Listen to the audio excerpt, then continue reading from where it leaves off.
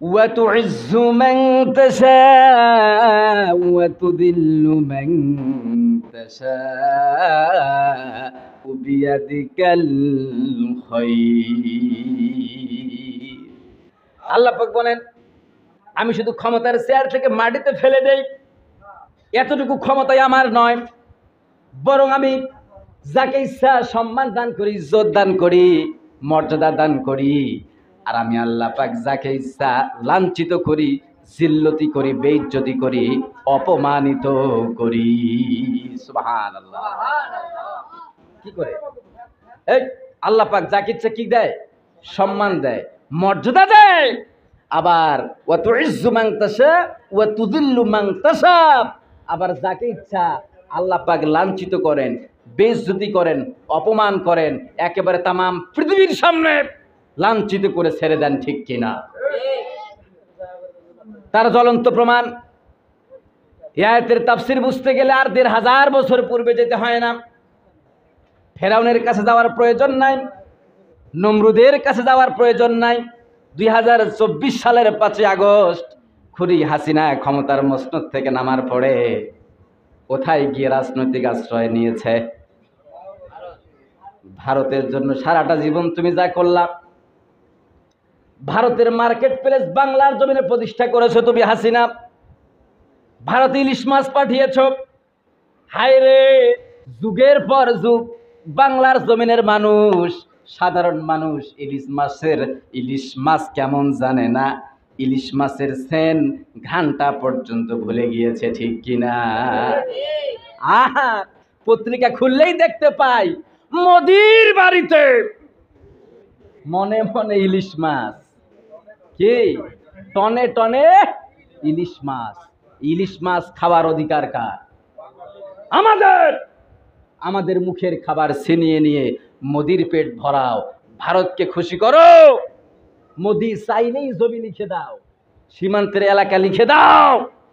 কিন্তু যেই মোদিকে এত সম্মান করলা, যেই ভারতের ৫ আটলা দালালি করলা, আমাদের সাথে বিশ্বাসঘাতকতা করলা, সেই মোদি, সেই ভারত তোমাকে রাজনৈতিক আশ্রয় দিতে অস্বীকৃতি জানিয়েছে। ঠিক কিনা?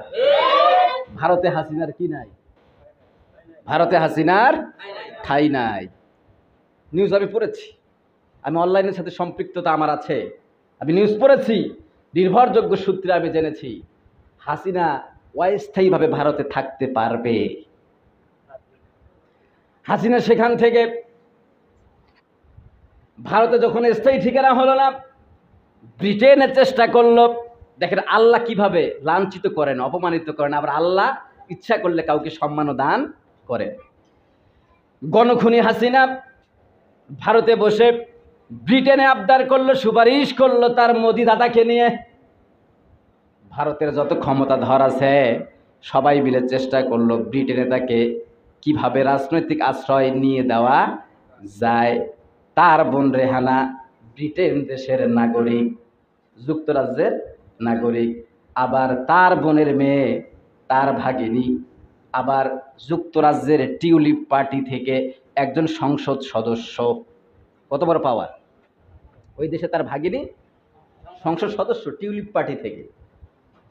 তার ভাগিনী চেষ্টা করেছে, তার বোন চেষ্টা করেছে, পুরা ভারত চেষ্টা করেছে। যুক্তরাজ্য সাফ বলে দিয়েছে, আমরা হাসিনাকে রাজনৈতিক আশ্রয় দিতে পারবো না। শুধু কি যুক্তরাজ্য, ইউনাইটেড স্টেট অফ আমেরিকা স্পষ্ট বলে দিয়েছে। বলার পূর্বেই হাসিনার পাসপোর্ট, ভিসা ইউএসএ সব বাতিল করে দিয়েছে, ছিঁড়ে ফেলেছে। ইউএসএ জায়গা, ইউএসএ কি নাই? জায়গা নাই। সৌদি আরবে চেষ্টা করা হচ্ছে, সংযুক্ত আরব আমিরাতে চেষ্টা করা হচ্ছে, পৃথিবীর বিভিন্ন দেশগুলোতে চেষ্টা চালানো হচ্ছে।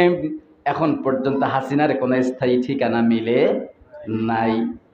তাহলে যে এই তো ৫-৬ দিন আগেও ৫ আগস্টের পূর্ব বাংলার জমিনের মানুষদের উপর ক্ষমতার দাপট চালিয়েছিল, ক্ষমতার বস্ত্রাদে বসা ছিল, আল্লাহ পাক এমনভাবে লাথি মেরে চেয়ার থেকে নামিয়ে দিয়েছেন। আল্লাহ এত বড়, এত ব্যাপকভাবে লাঞ্ছিত করেছেন, অপমানিত করেছেন। তামাম পৃথিবীর সামনে হাসিনা আজকে সম্মানী না অসম্মানী? হাসিনা কি কারণে, কি কারণে? এ বাংলাদেশে 90% মুসলমান, 56,000 বর্গ মাইলের ক্ষমতার মসনদে বসার পর কোরআন সুন্নাহর পক্ষে একটা আইন পাশ করে নাই, বরং কোরআন সুন্নাহর আইনের পক্ষে যারা কথা বলেছিল, ইসলামী আন্দোলনের কর্মীদেরকে যুদ্ধা অপরাধী সাজিয়ে মিথ্যা মামলা দিয়ে ট্রাইব্যুনাল গঠন করে যুগের পর যুগ জেলখানায় আটকে রেখে ফাঁসির দড়িতে ঝুলিয়ে পৃথিবীর জমিন থেকে বিদায় করেছিল, ঠিক কিনা?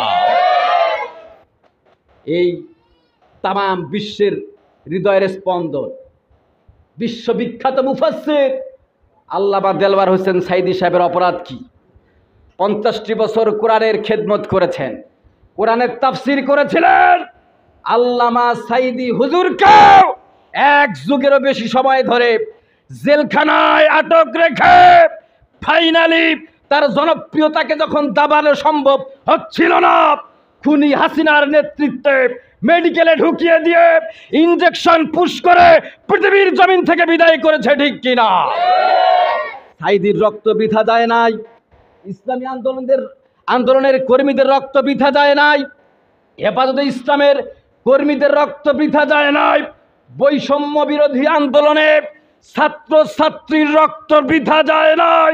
মাজলুমদের সাথে আল্লাহ ছিলেন, আল্লাহ সাহায্য করেছেন।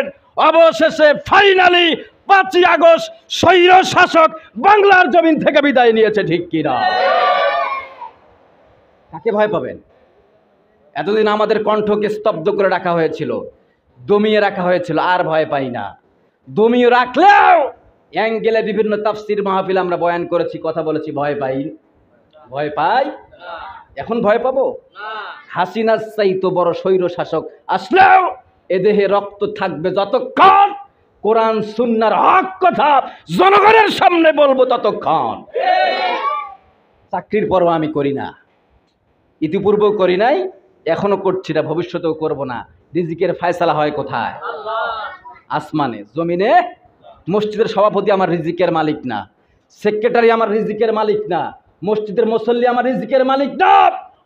আপনারা, আমি আজকে এখান থেকে নামার পরে আপনার মন্তব্য করতেই পারেন যে হুজুর অমুক তমুক, হ্যাঁ হুজুর এটা বললো ওটা বললো, এই হুজুরের ঝাঁজ বেশি, হুজুরকে রাখা যাবে না। আপনি না রাখার কি, আমাকে যদি আল্লাহ রাখেন এর চাইতে উঁচু সম্মানের মাকাম আল্লাহ আমাকে দান করতে পারেন। সম্মানিত ভাইরা আমার,